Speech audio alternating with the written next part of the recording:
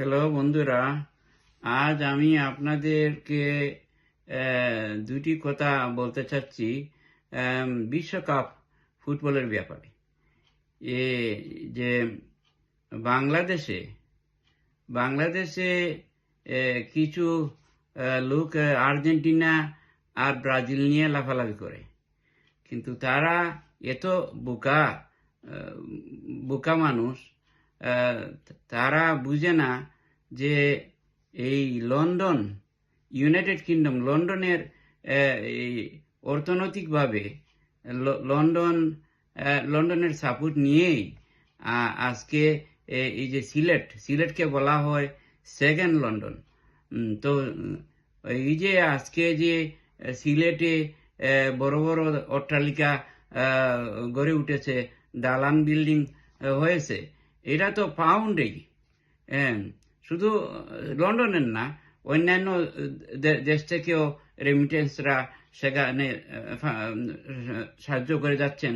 কিন্তু আমি তুলনামূলকভাবে বলবো, এই যে সিলেটের যে নগরীটা গড়ে উঠেছে, বেশিরভাগ আপনারা দেখবেন এই যে লন্ডনের এই যে রিমিটেন্স ফাইটার্স যারা, তাদের এই সাপোর্টের ফলেই আজকে সুন্দর একটা নগরী সিলেট তৈরি হয়েছে।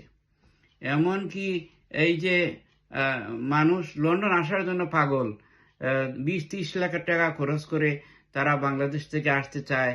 এমনকি আমাকে অনেকে ফোন করে বলে, মেয়ের বাবা বলবে যে হুজুর, আপনার কাছে কোনো পাত্র থাকলে আমার মেয়েটার জন্য একটা পাত্র খুঁজেন তো, যাতে আমার মেয়েটা লন্ডনে গিয়ে সোনার হরিণটা জয় করতে পারে।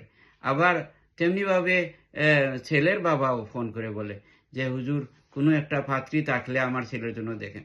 তো সবাই তো পাগল, লন্ডন আসার জন্য পাগল। কিন্তু আমার বুঝে আসে না, বাংলাদেশের কিছু বোকাসুদা মানুষ, ওরা ব্রাজিল আর আর্জেন্টিনা তাদের জন্য পাগল।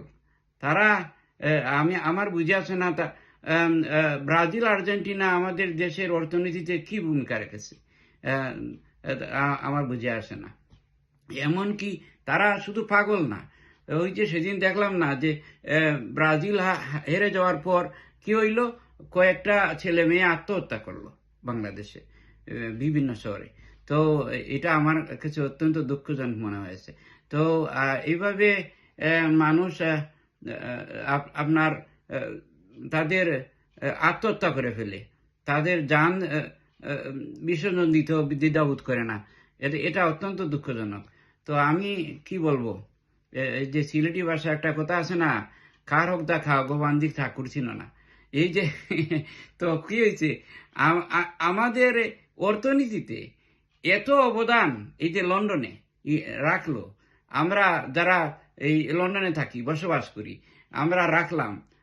সারা বাংলাদেশ, শুধু সিলেট না, সারা বাংলাদেশে চিটাগাং, ঢাকা, রাজশাহী, খুলনা, এই যে বড় বড় শহর আছে না, এগুলাতে দেখবেন, আমি এটা বলছি না শুধু লন্ডনের অবদান, কিন্তু অন্যান্য দেশের আছে, কিন্তু তুলনামূলকভাবে এই যে ইউনাইটেড কিংডমের অবদান বেশি। তারপরে এই লোকগুলা এই যে বুঝে না, শুধু ব্রাজিল আর্জেন্টিনা নিয়ে লাফলাফি করে। তা আমি তাদের কাছে অনুরোধ থাকবো, আমরা যারা গার্জেন আছি, আমাদের ছেলে মেয়েদেরকে আমরা এই যে আগামী করলো যে ইংল্যান্ডের যে খেলা হবে, ইংল্যান্ড আর্জেন্টিনার যে খেলা হবে আগামী করলো, আমরা আশা করি সবাই ইংল্যান্ডকে সাপোর্ট দিয়ে যাব। এই বলে শেষ করছি। Thank you so much watching for my video.